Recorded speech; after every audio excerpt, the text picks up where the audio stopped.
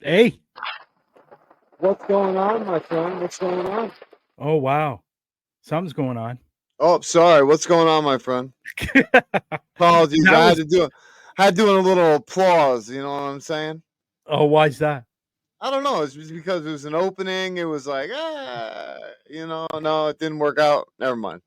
Oh Well, for one. no, I like what you did last week. Yeah, I know. I just And figured you I'd did it switch it today up. on your show earlier today, too. That's Yeah, why I I made know. that comment. Oh, see, I should have did that then. Well, you want to know what? What? Yeah. Is that why that comment didn't make sense to you? Because you looked at it, you went, No, it made sense. It made sense. I just thought that you were laughing about it. So like, it was like, oh, no, no, no. funny. I was just saying you did the same thing last week, too, and it was funny. Oh, okay. Well, I'll do it. I'll have to do it more often. Hey, how are you, Ridley? Thank you so much for tuning in. Thank you so much for tuning in, Chris. Appreciate you guys and tuning in, John. Always. Thank you so much, brother, for the support. Well, I was talking to Kel just before the show. And Oh, awesome. she sent me her dress because she's getting married in July. Oh, July 9th. congratulations. And I'm very happy for her and Matt. And I told her that I was going to send her a wedding gift. Oh, awesome. So that's why I needed her dress. Now, I rethought that. And I go, well, why don't I just look for a store in her area and buy it from there and have it delivered from there? That would be smarter. Yeah, it would be smart. It would save me a lot of money on shipping. Yes, definitely. Definitely. I'll give you an example. A little thin book like Kel, this. you are not worth shipping prices. I'm sorry. No, Well, I'm just okay. joking. I'm just joking. Listen. My mother sent Yeah. a book to the UK Yeah. for my niece, and it was literally 15 pages. Okay, and I'm not lying. It was very, very, very thin, very light. But you know what it cost her in shipping charge? Oh, I can just Take a imagine. wild stab. I'm at least over $20. It was just under $100. Oh, that is wild. That is wild. Oh my god. Now Now, I know why Robin didn't want to ship anything. now put it in perspective that if Yeah. I were to, let's say, for example, I bought them not saying this is what I'm going to buy them. I'm just using this as an example. If I were to buy them a picture frame or something like that, like a really, really nice, maybe gold plated picture frame, just Yeah. Example. Yeah. for Example. example, what do you think that's going to cost me? Oh, I can only I would imagine. say probably it's going to be close to $200. Oh my god. Yeah. At least. Okay. If you were to buy the same one at a store near them and ship it, you would save yourself the amount of money and almost 75%, Okay, so I know somebody that sent. Okay, look at Kel's scared. Look at she's like, I'm scared now. She doesn't know what she's receiving. A friggin' gold-plated friggin' thing. Like, oh God. man, I feel so bad. Personally, I think if I flew there for the wedding, that would be gift enough. What do you think? No, definitely not. I mean, you're not that beautiful. You know what I mean? You're not that beautiful. I'm sorry to say. No, Kel, it's all agree with good. me It's on all this good. one. It's all good. Agree with me with this one on Kel. Come on. So let me give you another example. Okay, so I know Yeah. somebody that sent a purse to Kuwait. Okay, and a purse Yeah. is not that heavy. But the box it's got to go in and then packaging and all that stuff. So it doesn't weigh that much. Probably under a pound. Okay? Yeah. It cost her $575 Wow. to ship it. That's just shipping. The purse was $300. And then the shipping was 200. Yeah, Wow, so that's it was over 500 the shipping. the shipping was just alone over 500. Wow. That is intense, dude. That's $1,000 just to get a present. You know what I mean? Yeah. That's a lot of money. It is a lot of money. And you know what? One thing I don't think anybody ever does is question UPS, FedEx, and all those companies. Nobody questions them. No, we just on go what they're for the flow. charging. Yeah. It's outrageous. And then depending on what you send to the UK, it could get stopped at the border, and the people on the other side might have to pay for a cost of the border crossing on top of that. Oh my gosh, that's so sad. But the thing is, nobody questions it. Yeah. Nobody ever. I've never heard anybody question Yeah, you shipping don't see one person protesting over that. No, I because feel you you on just that. don't know. No, yeah. Like, No, you're right. honestly, unless you're working for the company and then somebody from the company comes out and says something. But other Yeah. than that, you never ever hear anybody complain about Yeah. shipping charges. So I know that sometimes what happens if you sell merchandise, for example, I had some merchandise sent from me from the States coming to Canada, and I had to pay a border crossing tax. That's wild. Yeah, and and I believe it was 2 shirts, and the shirts for a total, I think, would have been $70. Well, hey, But come to then our country right now. We got free border crossing, so come on over. You know what I mean? well, those are people, though. Yeah, well, true, true. But you know what though? Just hire one of them, give them a package, they'll bring it to Uh, us. All right, you know what I'm uh, saying? I'm well, telling you, it'll be their first job in America. They'll be happy. Think about it. They're we can giving get on the jobs. top yeah, we can get on the topic of politics. I don't know if No, anybody in no, this room definitely not. last night I don't know if anybody in the room last night, or in the room right now watched the MMA fights last night. Now I didn't see them, but I didn't see them. Yeah, I'm not really an MMA fighter fan, to be honest. yeah, yeah, But apparently, and it was shown on TikTok, and there's a lot of videos on TikTok about this. Everyone, I think there was something like 70,000 people there, or something like that, yeah, watching, or somewhere between 40 and 70,000. They were all saying, "Sorry, Justin, Mr. Trudeau." They were saying, put it nicely, they were saying, "F you, Justin Trudeau. He's our yeah, prime minister of our country." yeah, yeah, yeah. So, yeah, so he's not looked upon very nicely in this country right No, now no, not at all. for the amount of money that he's given away. Yeah, And we can go on a tangent about that. How much money this guy's given away since he's been in office, but yet we can't we can't house our homeless, and we can't pay our veterans, oh, and don't even get me we started, don't man. have I cheap know. housing, all those things. We can't afford any of that stuff. But just not too long ago, he gave away $370 million to the Ukraine. Listen, we're giving away billions and we can't even take care of our own veterans or homeless, and veterans die every 10 seconds in this country. So I know exactly the anger that you have, man. It's like the cost of life means nothing to these people. You know what I mean? Yeah, And it's just like the money just goes and then we have to pay it back as taxpayers, which isn't fair, you yeah. know? And then on top of that, the the ridiculous amount of food costs in this country is going through the roof. Yes. For something that maybe 2 years ago, you go to the grocery store, for the amount of groceries you had, just a ballpark number, $80. Today, that $80 is no longer, it's more like 200. So Yep. what you were spending 2 years ago, which cost you around $80, is now costing you over 200 now.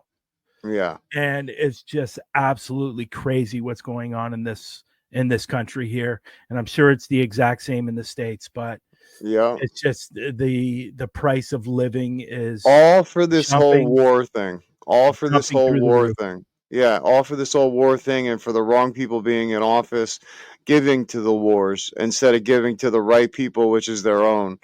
Yeah. And that's a whole nother discussion. But, Yeah. it's just sad. It's just very sad to see how the world is, you know? Yeah. But getting off that topic, because we could talk about that topic for the next 3 hours. Yes. It's absolutely, but I love to see those TikTok videos last night. I'm telling you. Apparently, he is calling for an election this year.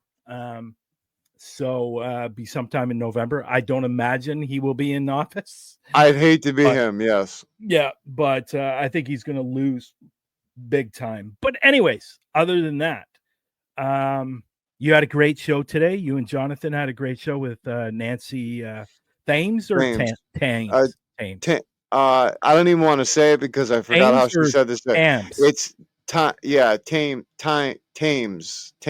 Is it believe it is. Thames? I think it's. I don't Thames. want to see. I feel so bad because, like I told her, I don't want to say it because I feel bad. I'm bad at names, I so think I you didn't said want to say it. Thames. I think Okay. the H is silent. Yeah, she's an amazing person. She's been a lifelong UFO contactee. So I wanted to get her on, and we're definitely going to have her on again and get deeper. So cool. So today's video had lots of problems with this video. I don't know why. Yeah. For some reason, I put it through. I like to do a little bit of editing here and there with these videos that I do or that we show. But for some reason, I edited it, I rendered it, and for some reason, it didn't want to play. So no video today. I'm sorry, folks. No, I'm just kidding. No, yeah, right. There is a video today. The actual video that I downloaded. So this is unedited. Well, I'm not showing the first part of it because we don't want to show the clip, the intro of the other people that had this video. Yeah. So I'm being honest. No, Being hey, honest. Hey, I didn't go out and film this. You didn't go out and film this. So nope.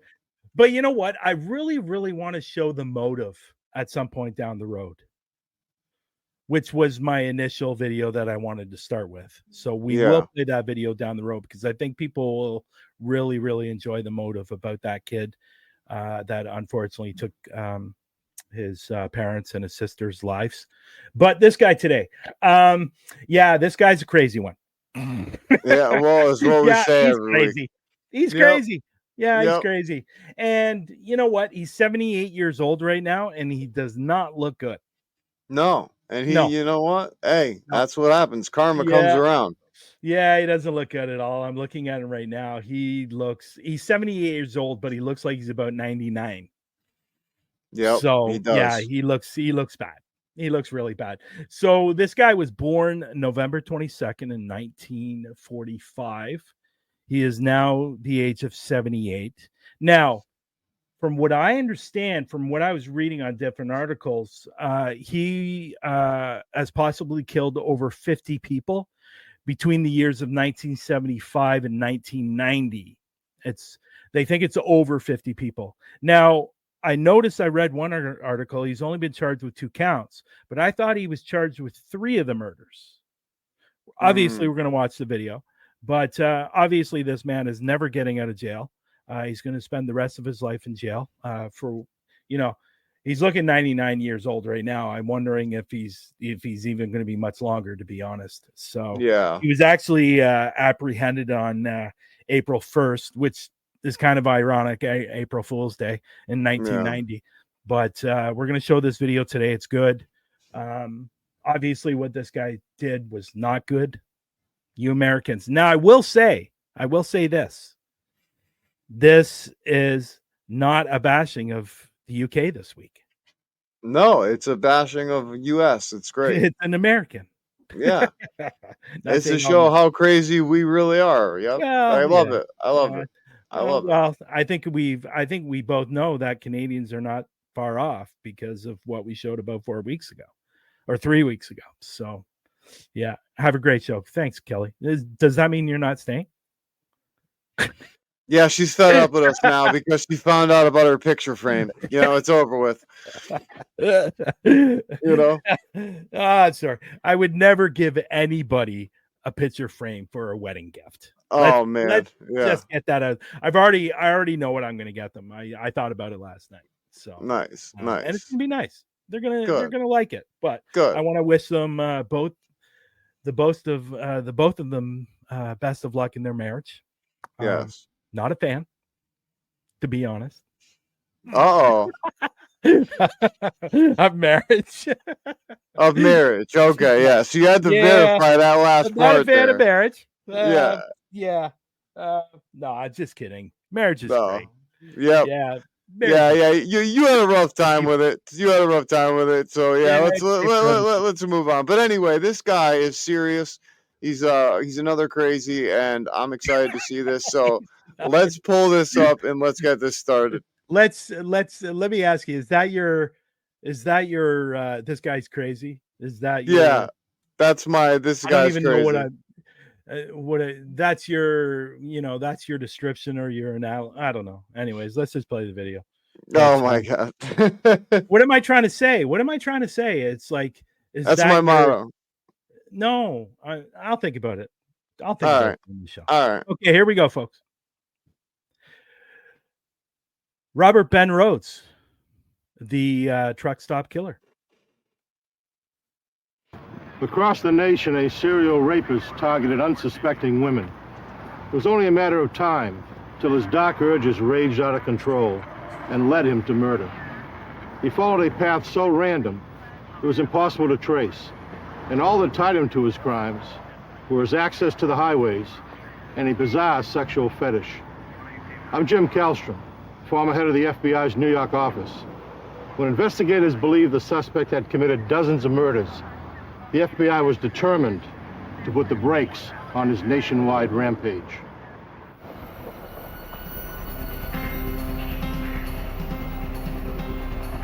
February 5th, 1990. On a road in Houston, Texas, 18-year-old Nicole Tuttle desperately tried to flag down passing motorists. Someone finally stopped for the bruised and bleeding woman. Oh my God, there's a guy trying to kill me. There's a guy trying to kill me. The driver took her to the closest phone to call police. Please help. At the Houston police station, Nicole told officers that she had been kidnapped and assaulted, but she'd managed to escape. I had to get out. Her ordeal began in California 1 week earlier.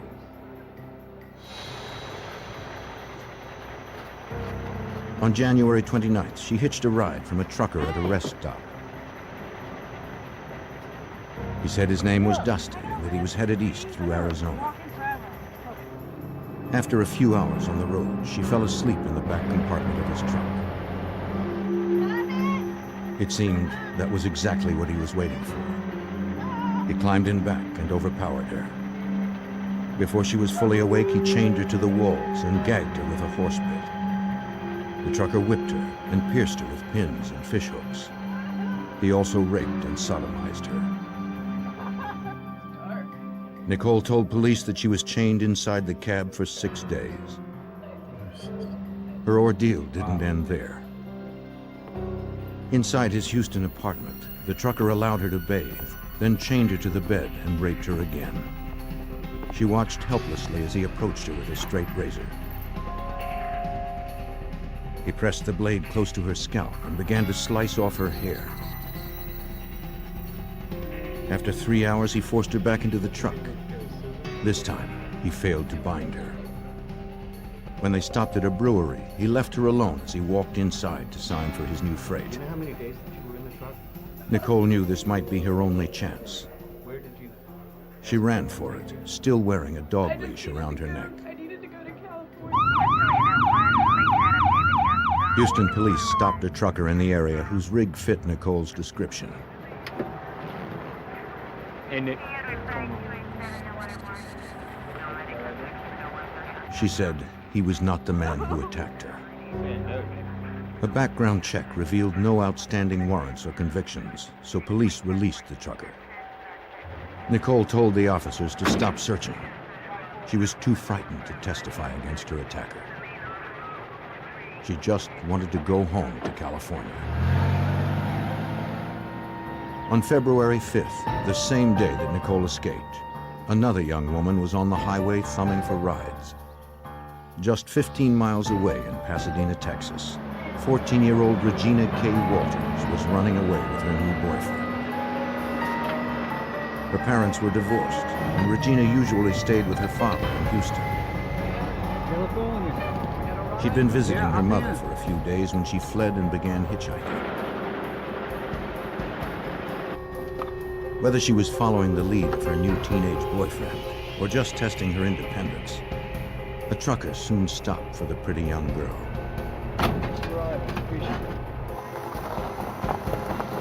Regina's mother, Carolyn Walters, was a single mom who worked long hours as a department store clerk. When she came home from work, she was surprised to find her daughter was not home. Regina? Her daughter did not answer. Regina? Carolyn found no notes and saw no other signs that her daughter had been back to the house. She checked the answering machine, but Regina had left no messages.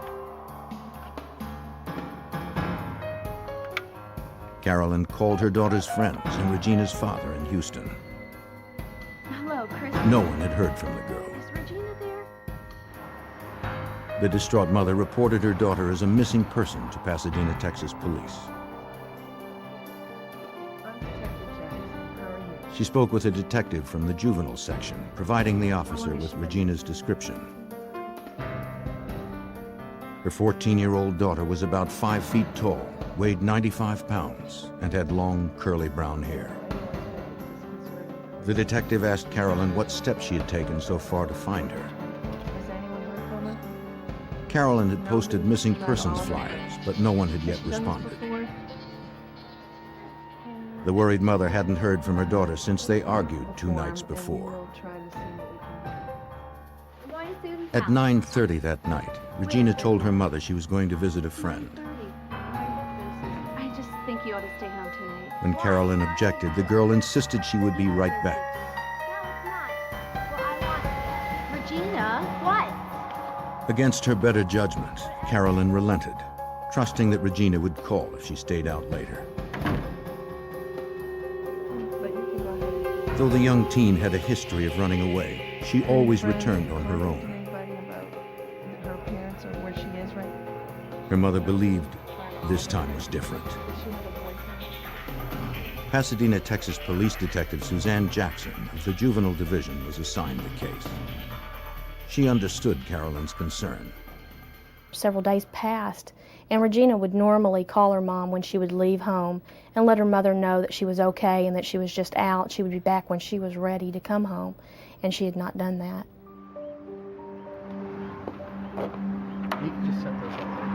Carolyn posted more flyers at the convenience store close to her house.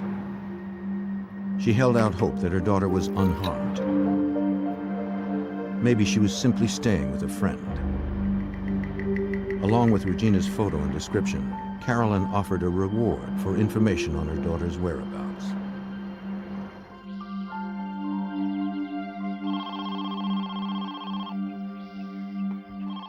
Five days after Regina's disappearance, Carolyn received a phone call. You know someone who's been with my daughter? The caller had seen Regina talking to 2 young men on the evening she left her mother's house.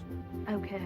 The person only knew the men as Billy and Ricky, Bye-bye now. but she remembered that Billy had a girlfriend with the peculiar name of Urena.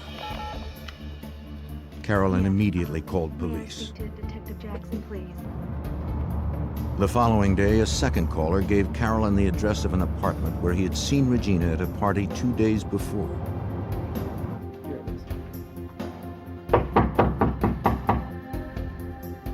When police arrived, no one answered. Okay. The manager told them the apartment was rented to a man named Billy Wayne Gibbs. The next morning, the detective told her colleagues about the case. She mentioned she was looking for Gibbs in connection with Regina's disappearance. She was also looking for 2 others, a woman named Urena and a man named Ricky. She didn't know their last names. To her surprise, the officers did. Billy Wayne Gibbs had a girlfriend named Urena Sweet and a friend named Ricky Lee Jones. The 3 were wanted in connection with an auto theft. Units were dispatched to Gibbs' apartment to wait for his return. Officers patrolled the nearby road. After several hours of surveillance, they picked up 17-year-old Gibbs and his girlfriend Urena near his apartment. Police handcuffed the young couple and brought them to the station for questioning.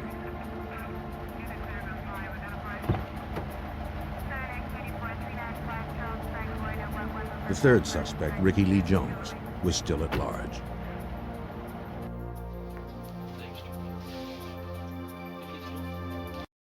Okay, so how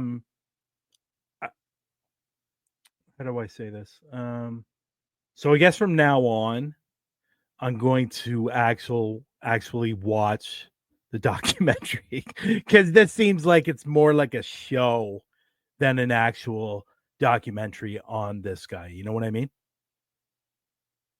Can't hear you. Yeah, but you want to know what though? This is telling one of the things of what he did, which was actually kind of intriguing. Okay. So I just want to let people know there was another video that I was trying to get, but for some reason it wasn't allowing me to. So I got this one, but for future I'm gonna watch them just to make sure. Yeah. But this is cool. This is cool. No. It's fine. Okay. The arresting officer asked Gibbs if he had seen Regina or Ricky Lee Jones. Gibbs said he had spoken to them 4 days ago, but not since. He told police that Ricky and Regina were in love and planned to run away to Mexico where Ricky had relatives. The detectives suspected that 18-year-old Jones had another reason for leaving town. If he were caught with Regina, he could be charged with contributing to the delinquency of a minor. Regina was 14, and they obviously were boyfriend and girlfriend at the time. When they saw the flyers that the mother had left out with reward on her location, they decided that it would be best to leave the area so they wouldn't be caught. And that's when they decided to leave the area, hitchhike to Mexico. The detective learned that Ricky Lee Jones was already on probation for theft. Fleeing jurisdiction was a parole violation. She issued a warrant for his arrest. She also fed Regina's description into the NCIC, the National Crime Information Center, a database listing both victims and criminals nationwide. If Regina were located by any police department in the country, Pasadena, Texas police would be notified. Until then, with no known address or vehicle, it would be difficult to find the pair. 15 miles away, Houston police interviewed Jerry Walters, Regina's divorced father. He told them he had received a disturbing call on his unlisted home number on the evening of March 17th. The conversation was brief, and Walters did not recognize the caller's voice.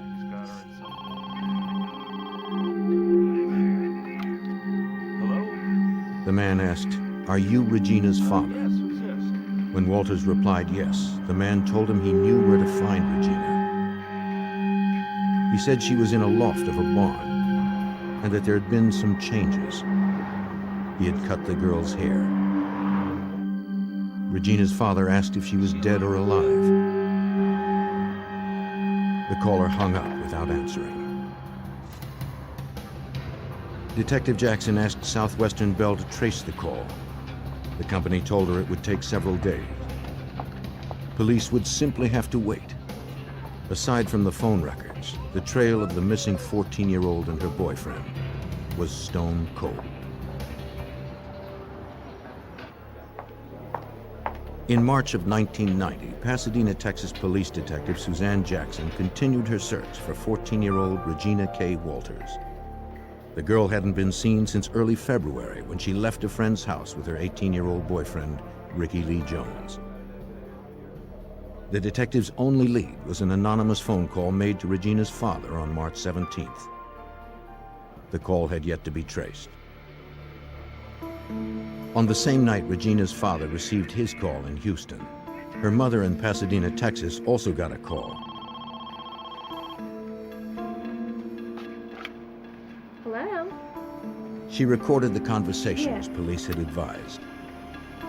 Yeah. An unknown man told Carolyn to meet him at 6:30 the next morning at the local convenience store. He had something to tell her about Regina, and he wanted to say it in person. Without giving his name or description, he hung up. Carolyn called Detective Jackson, who told her it was risky to meet the man. When Carolyn insisted, Jackson said police would go with her for protection. From a distance, officers kept an eye on Carolyn as she waited at the convenience store for the unknown caller. She had no way of knowing if if the man knew who she was and no way to identify him. Her only hope was if he would approach her. She studied everyone who came in and out, and everyone who used the phone. Carolyn waited over 2 hours. The caller never came forward. Thank 2 you. days later, Pasadena, Texas police received the phone records for both calls to Regina's parents. They learned that the call to Regina's father in Houston was made from a gas station in Ennis, Texas, 200 miles northwest of where she was last seen. The call to her mother's home in Pasadena, Texas, was made from a payphone only a few blocks away. At that particular time, it was obvious that we were becoming very concerned about Regina's whereabouts with the phone calls and the information that we received. We were pretty sure that there was going to be foul play involved. 2 weeks later, Carolyn told Detective Jackson that the man who had called her before wanted to set up another meeting at the same convenience store. Police traced the call to a nearby payphone. The caller had already fled. On April 23rd, police found a partial skeleton of a small female near a riverbank in Pasadena, Texas. They determined the young girl's age and weight was close to Regina's. Detective Suzanne Jackson brought Regina's dental records to the medical examiner. I went to the ME's office with my information. We did a comparison on some dental x-rays and found that this particular person was not Regina. Months went by with no leads. Regina's parents feared the worst. On October 12th, 2 boys were playing near a dirt road in Manville, Texas, 26 miles south of Houston. Close to the road, they came across a wood pile. They found something they'd never forget. Excuse me. Human remains. They ran home to tell their parents, who called police. Officers arrived and secured the area. They could not identify the body at the site. It was too badly decomposed, and there was no wallet or identification nearby. All police could guess was that the victim was a child or young adult. They hoped an autopsy would tell them more. The Pasadena, Texas detective traveled to the Harris County Medical Examiner's office, bringing Regina's dental records. So you almost have a match right The there. ME compared those records to x-rays taken of the corpse. But then you get everything you can obviously. They did not match. It was a little disappointing, although we were very relieved that it was not Regina. Her parents at this particular point were concerned that we were going to be recovering a body and we were not going to be locating Regina alive, and they were ready for some type of closure at this point. As the search continued in Texas through the fall of 1990, a farmer prepared to burn down his old barn in Bond County, Illinois. He hadn't been inside in years. The farmer climbed up into the hayloft to make one last check of the place. He looked through the abandoned building, but found only items long since discarded. Nothing seemed especially unusual or out of place. Then, something caught his eye. He looked closer at the strewn hay and saw a skeleton that appeared to be human. Yeah, right. The farmer immediately called police.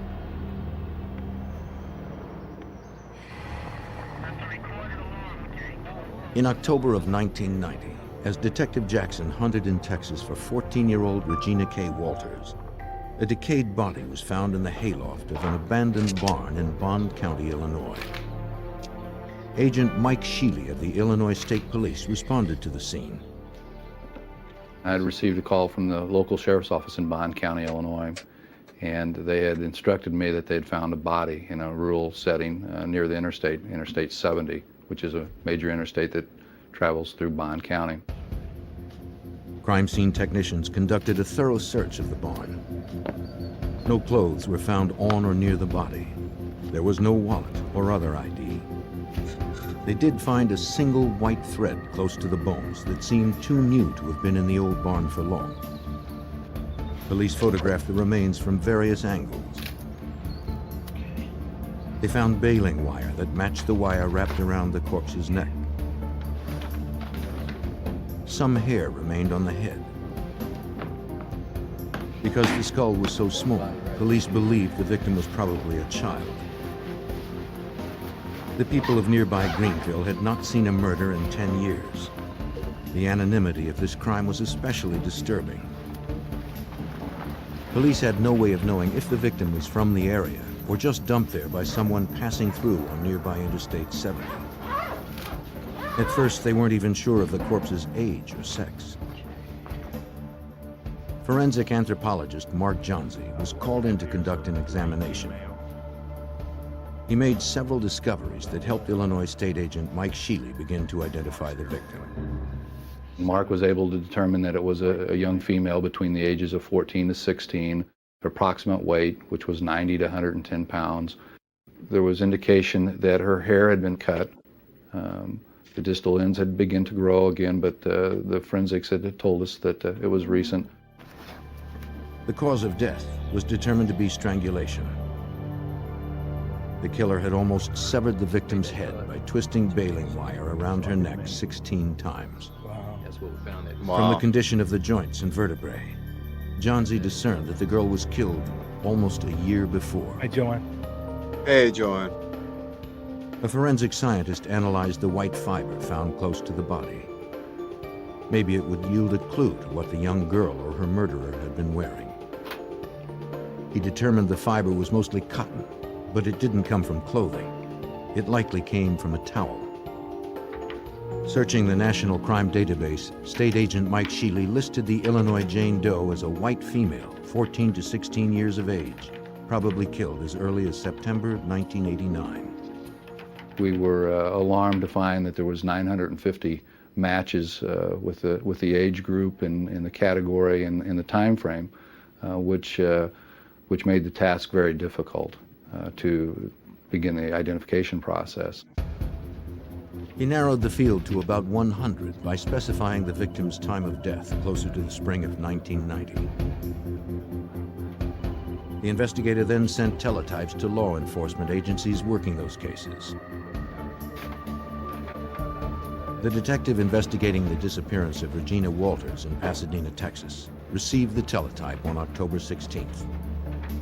She believed the body's description fit Regina's and phoned the Bond County Sheriff's Office in Illinois. The receptionist told her they had gotten so many responses that the sheriff would have to call her back. Before she hung up, the detective remembered the mysterious phone call Regina's father had received. The caller had said the girl was in a barn. When I asked her if the body was found in a barn, she immediately transferred me to the sheriff, in which I started talking to him right away. And it was immediately discovered that it was possibly Regina. And so we immediately jumped on that and started sending the teletypes back and forth. The detective asked another question based on the March 17th phone call to Regina's father. Did the girl in the barn have shorn hair? The Illinois authorities confirmed that she did. The girl found in Illinois matched the caller's description of Regina. We sent a copy of dental x-rays to Greenville, Illinois, to the sheriff's office, and those dental x-rays were matched with the body that was discovered there, and it was confirmed to be Regina's body. One question remained. Where was Regina's boyfriend, Ricky Lee Jones? Yeah, I was thinking the same thing.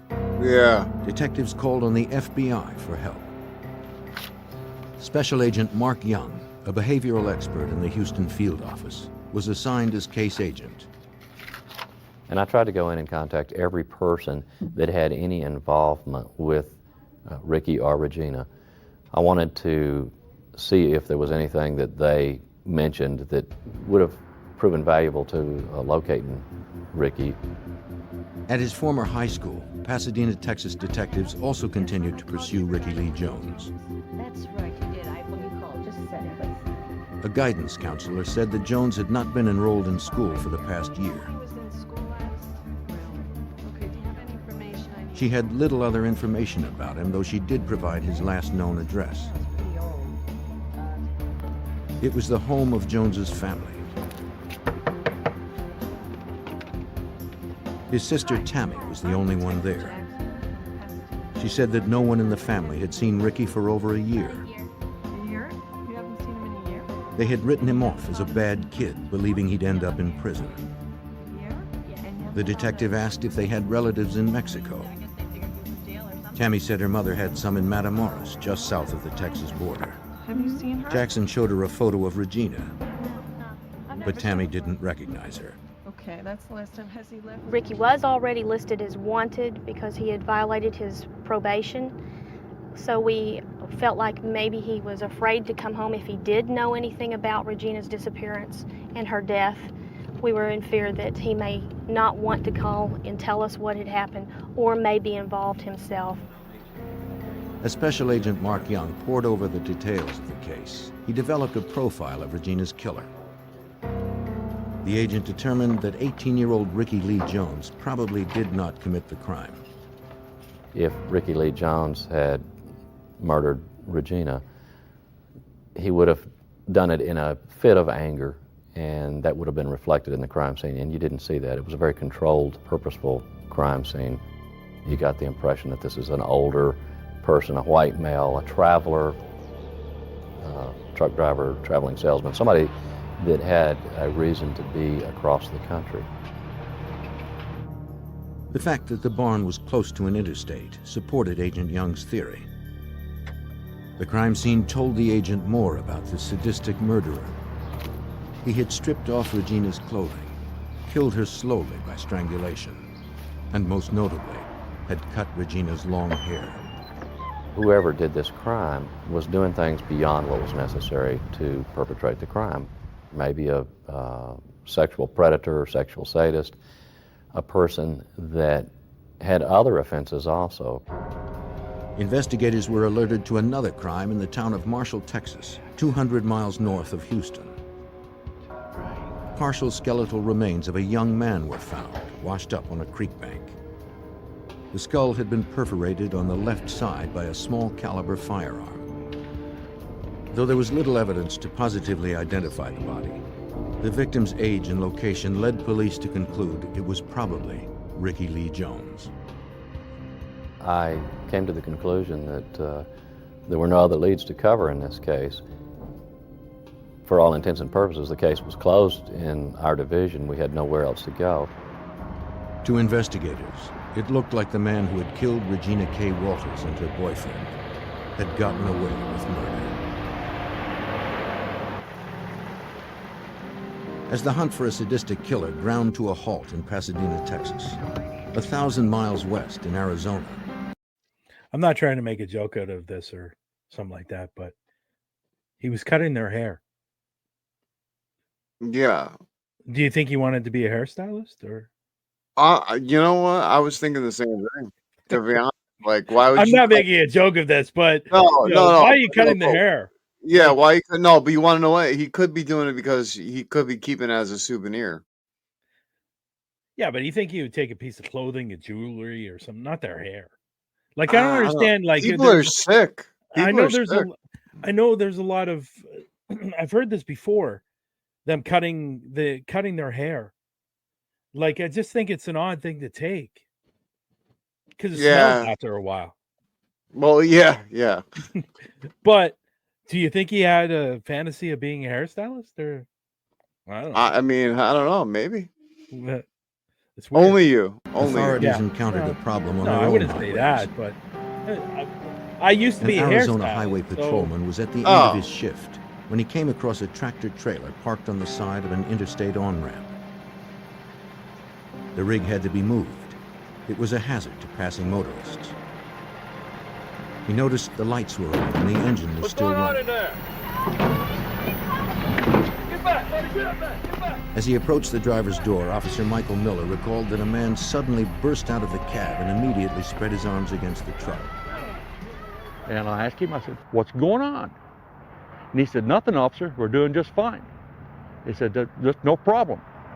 I've got a gun in my back pocket." And he motioned to his back pocket and then put his hands up on the side of his truck. This was kind of unusual situation. And I could still hear the woman screaming on the inside of the truck. Miller cuffed Robert Ben Rhoades and escorted the trucker back to his car to question him further. He said it was just It's fine. interesting They how were, this guy was there caught. together in a, I guess you would call it consenting situation. Yeah. And but I didn't know if the screams coming from the woman were the fact that she was startled, she was surprised, but I was going to find out what the situation was.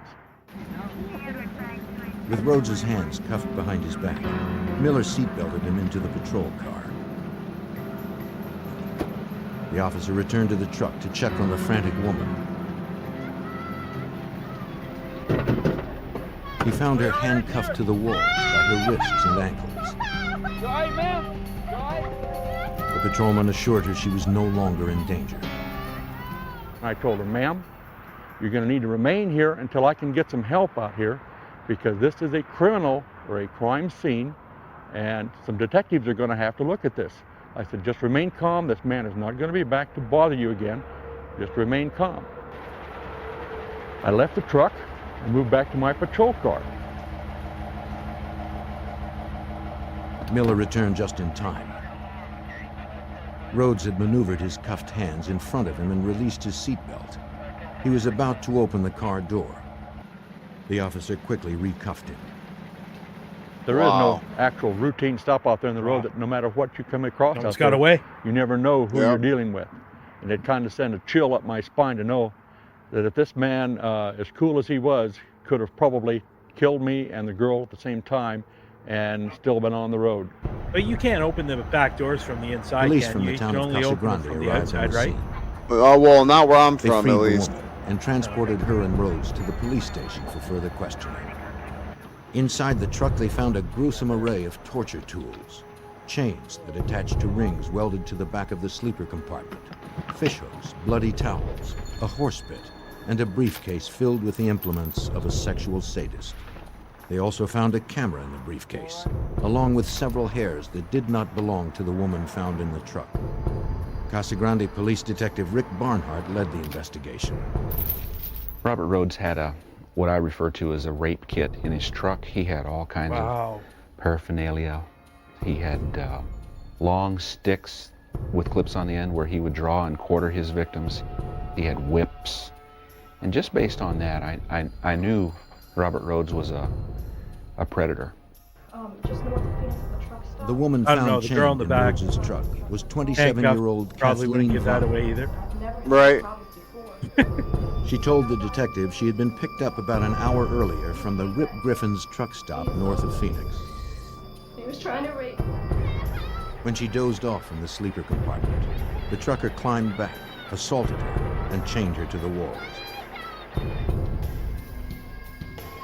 The man told her his name was Whips and Chains, and that he'd been doing this for 15 years.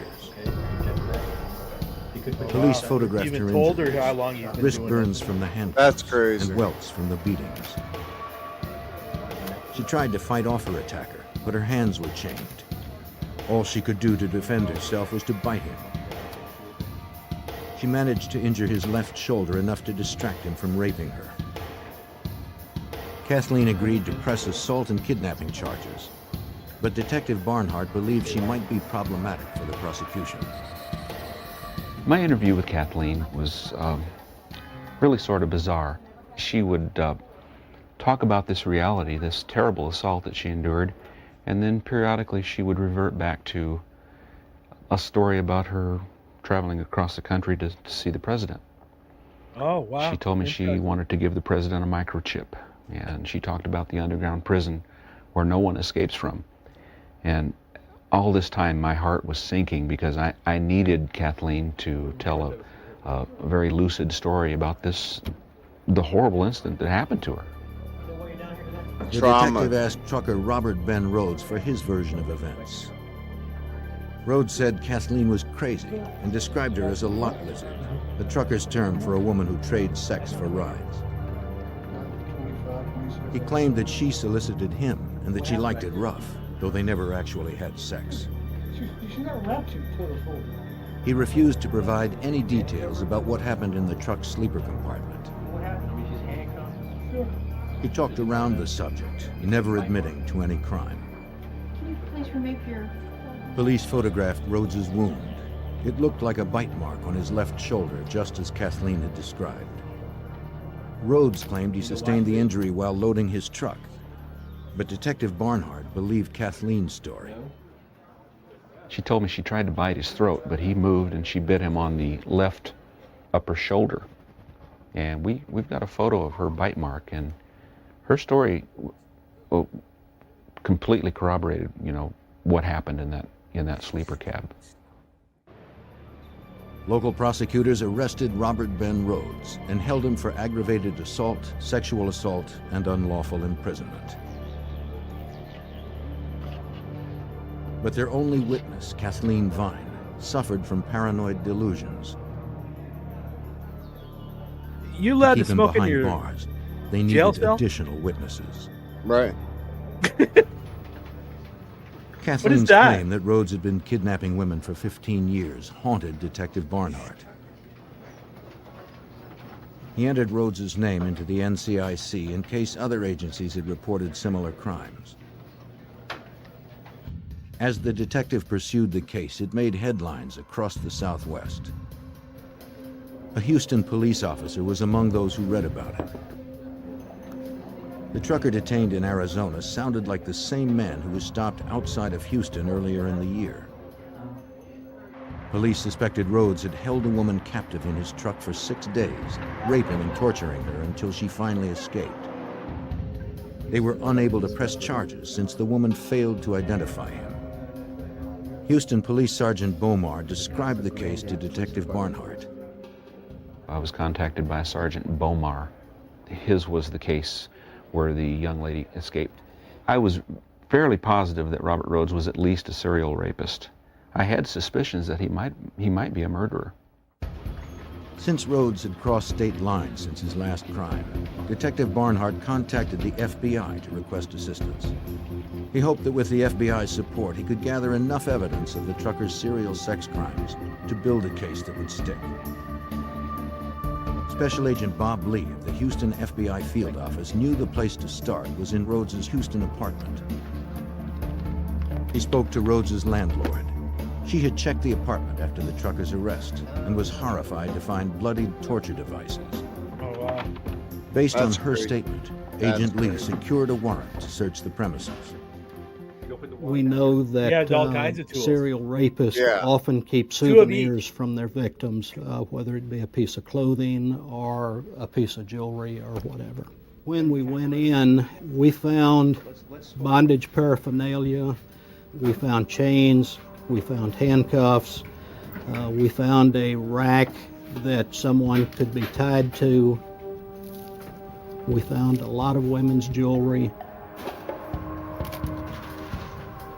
Well, I Agents guess and the Houston hair wasn't police the also found thing. bloody white towels, No. You wanted to be a women's hairstylist. clothing, and stacks of photographs. The snapshots wasn't very depicted good at some it. women with No. shorn hair in various states knew of it. undress, bound and bruised. Investigators believe that Rhoades shot the photos as souvenirs of his crimes to relive his victims' terror. Though agents now had evidence that Rhoades was likely a serial rapist, they were unable to identify any of his victims from the photos. With no additional witnesses, the case in Arizona was still weak. Prosecutors' only witness, Kathleen Vine, was questionable. A trial would be a contest of he said, she said, and a mentally disturbed woman might leave jurors unconvinced. By December 1990, the best Arizona prosecutors could do was to offer Rhoades a deal.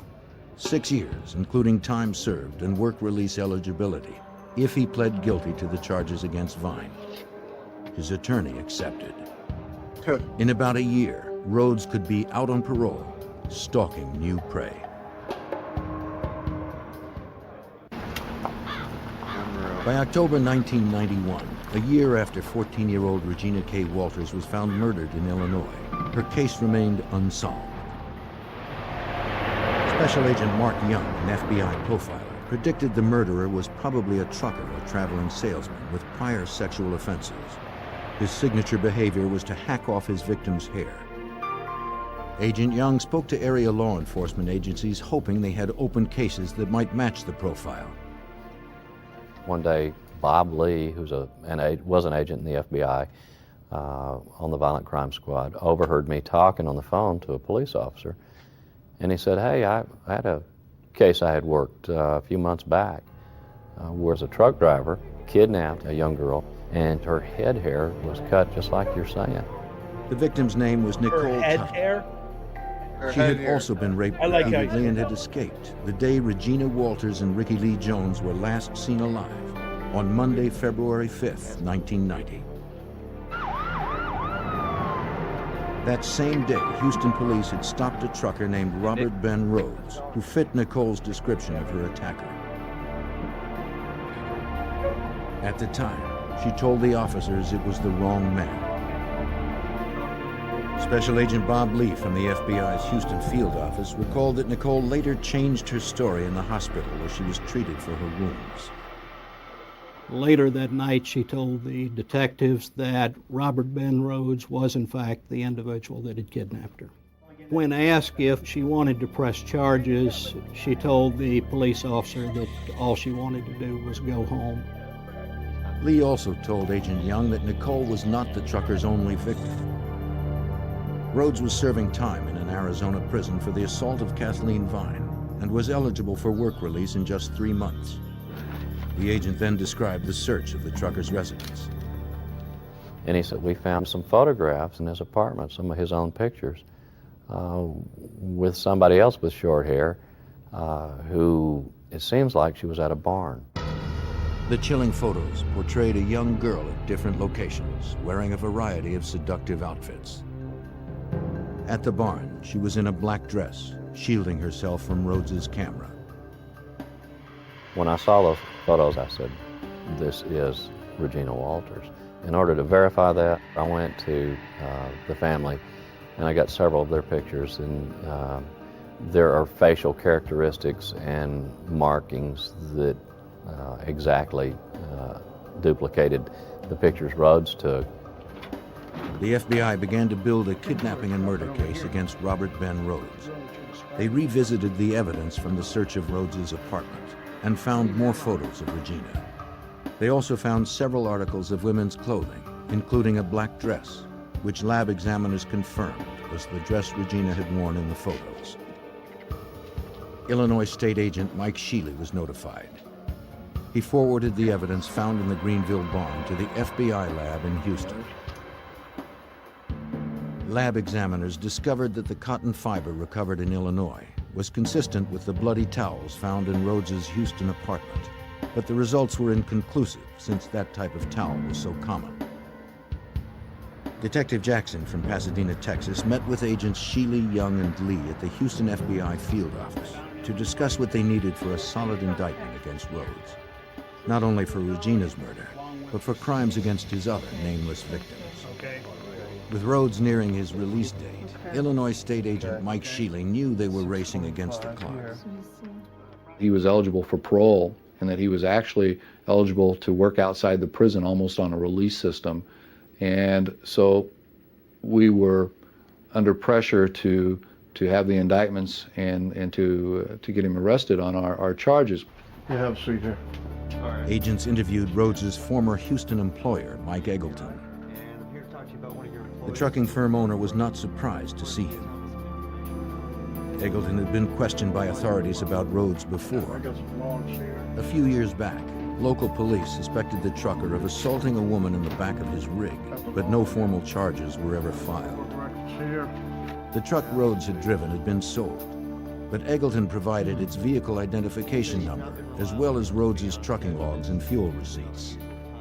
While agents waited for a trace to come back on the truck's ID number, the team began to assemble a timeline of the trucker's travels. agents found fuel receipts from a gas station in Ennis, Texas, dated March 17, 1990. The same place and date as the call made to Regina's father, Jerry Walters. Oklahoma City. Several of the local calls to Regina's mother, Carolyn, also coincided with Rhoades' time in Houston.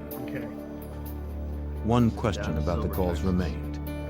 The killer could easily have gotten Carolyn's number from missing persons flyers posted around town. But how had he gotten Jerry Walters' unlisted home number? Agent Young found the answer in evidence stored in Arizona. It was in that evidence that we located Regina Walters' little spiral notebook. And the front cover was all of her personal information, her mother's address and phone number, and her father's. When Young flipped the notebook over, he found something even more disturbing. A message that he believed was written by Rhoades himself. A knife and gun were drawn above a phrase that appeared to have blood dripping off its letters. The phrase read, "Ricky's a dead man." Only a DNA test would confirm if the partial remains of the young man found in southeast Texas was Ricky Lee Jones. Unfortunately, investigators lacked a known source of Jones's DNA to perform a comparison. And everywhere else. Since Rhoades claimed to have been abducting and torturing his victims for the past 15 years, the team submitted their timeline to VICAP, the Violent Criminal Apprehension Program, an FBI database that lists thousands of solved and unsolved crimes nationwide. Despite the limited information and gaps in the timeline, Detective Jackson was not surprised when the system returned over 50 possible matches with open homicide and missing persons cases. His trips from Houston to Baltimore to LA and back in a matter of 4 to 5 days at a time could just give you an idea of how many people he has access to and remote locations that he could abuse these people and dispose of them. A week later, agents tracked down Rhoades' truck in Houston. 2 years had passed since Rhoades had driven the rig. The cab had since been steam cleaned, repainted, and used by other drivers. But evidence of his crimes somehow survived. Wow. Wow, Investigators recovered a single strand of head hair that was consistent with Regina's. Miraculously, they also found a small fingerprint on the vinyl upholstery in the sleeper compartment that matched her prints. That proved she had been in the truck, but it did not prove when or whether she'd been there against her will. By January of 1992, almost 2 years after Regina had disappeared, investigators determined the evidence was not decisive enough to prove interstate kidnapping. They dropped the federal case. With Rhoades' parole hearing just a week away, investigators convinced the Bond County prosecutor to press charges in Illinois for capital murder.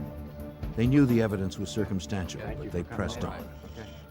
I feared that he could escape, and I also believe that due to the overcrowding in the prison systems and those sort of things, that he could be released. On February 6th, investigators traveled to the Arizona State Prison in Florence to serve the warrant to Rhoades. Their plan was to confront Rhoades with photos of Regina, hoping to prompt a confession. An incriminating statement would bolster their case. The suspected serial killer was unfazed, even smug. We spent approximately an hour with him, but Rhoades was unwilling to speak with us and denied any involvement in the death, and was very firm in his denials. And at that point, we knew that we were going to have to prove our case. Agents believed Rhoades knew they were fishing for a confession because their evidence was weak. They suspected this arrogant man was betting he could beat the charges. Maybe he believed that they didn't care enough about his victims to earn a conviction. A lot of serial offenders, whether they're killers or other sexual predators, will pick victims that they consider the forgotten people. Because they're banking on that element that law enforcement and society doesn't really care about hitchhikers or less wealthy people, less established folks. He preyed on that type of person in the hopes that he wouldn't get the attention that did happen. Almost 2 years after the death of Regina K. Walters and the kidnapping and sexual assault of at least 2 other women, Robert Ben Rhoades was extradited from Arizona to stand trial in Illinois. He and his attorney managed to delay the trial date for 6 months. On September 11th, the overconfident trucker lost his nerve. In a Bond County, Illinois courthouse, his attorney pled down the capital murder charge that carried a possible death sentence. He accepted an offer of first-degree murder with a penalty of life. Rhoades was sentenced to life in prison without the possibility of parole. Even as he serves his time in the maximum security prison in Chester, Illinois, investigators have not abandoned the case. They continue to gather evidence, committed to proving that Regina K. Walters was not Rhoades' only murder victim. There is one other picture of a female as yet unidentified that got into the truck with him. We're somewhat concerned whether that may be another victim. Anybody that gets into the comfort zone of the truck of a serial killer may potentially be another murder victim. Investigators continue to work on identifying the unknown women from Rhoades' past in hopes of bringing the small comfort of closure to their grieving families. Wow. Wow. Wow. I tell you, it's not even safe on the road. Nope. He's smart. Yeah. I mean, Very, very smart. Sad to say he was very smart. Yeah. I do want to point out something though. His father was charged for molesting a 12-year-old girl. Well, that makes a lot of sense. The apple doesn't fall far from the tree. No, and awaiting his trial, he committed suicide. Oh, no way. Yes. Wow. Yeah. And Wow, Mr. Robert here, Mr. Rhoades, also was in the Marine Corps. And Wow. he was released on a dishonorable discharge. Wow. So he tried to this is the scary thing. And thank God this didn't happen, but he tried to become a cop. Thank God that didn't happen.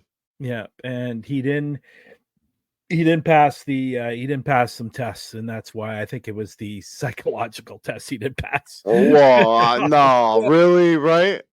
Right? How do you feel about a dead animal on the road? And he's thinking in his mind, like, yeah, well, I think it's pretty cool. And they're just like, nope, not happening. And the reason he was discharged from the military was because he was involved in a robbery. Oh, wow. That's why he was released from the Marines. Wow. On a dishonorable discharge. So this guy was, with his father and.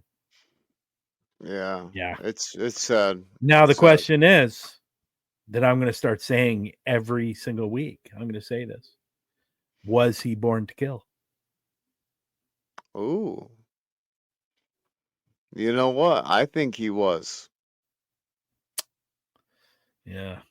I don't think it was something that just came about in his life. I think it was something that he kind of was groomed sadly through his environment. Yeah. Yeah. You know? But where did the torture come from though? That's what I'm always curious about. Yeah. Like the cutting of the hair, the whips, the handcuffs, all of those things. Where I think it's a dominant thing. I think it's a dominant thing with these serial killers. Like they don't have a lot of them have either mommy issues or, daddy issues. And I think it's a power thing.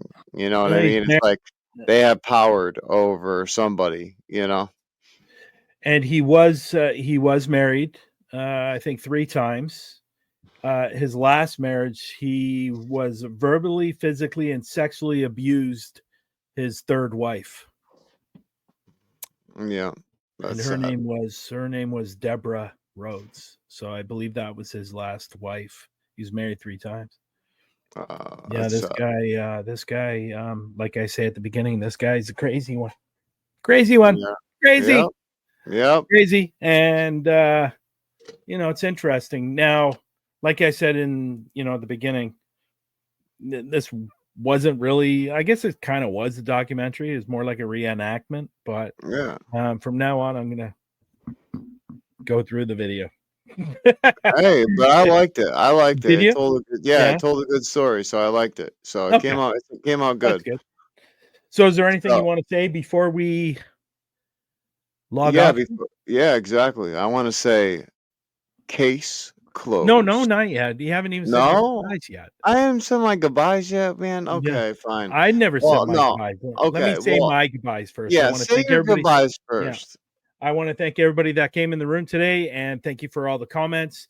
And hopefully you shared this out. And if you haven't, please share it out for us. That would be great.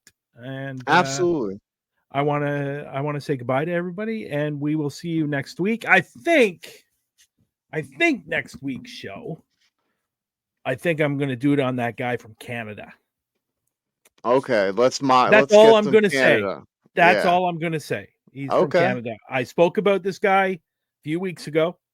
So I think I'm going to show that next week. So, and that's a good one. That's a real good one. Yeah. So awesome. So thanks everyone. Yeah. Tune in, and make sure to follow us on all podcast listening platforms, as we are now on there, and we release every new episode on Monday to Tuesday nights.